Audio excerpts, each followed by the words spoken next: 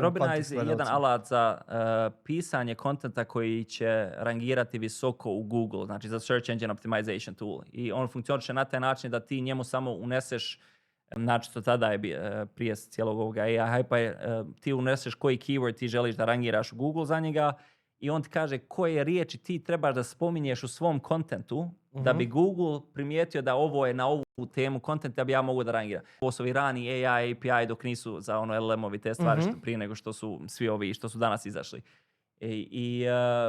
On je do neke mjere bio inspirisan jednim drugim alatom što se zove ClearScope, što je jako dobro radio iz Amerike. I kad sam ja vidio taj alat, ja sam osjećao da je toliko overpriced taj alat, znači ono, ljudi $1,000 mjesečno plaćaju za ovo.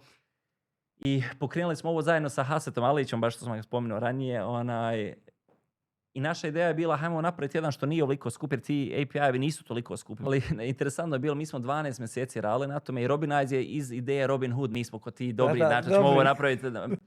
Ali isto kod da je 50 drugih firmi istovremeno skontalo istu ideju. I dok smo mi izašli na tržište, više nismo ni najjeftiniji bili. Znači odjednom je bilo i opcija i što ima više feature-a i možda bolji feature-a i više marketinški novca iza sebe.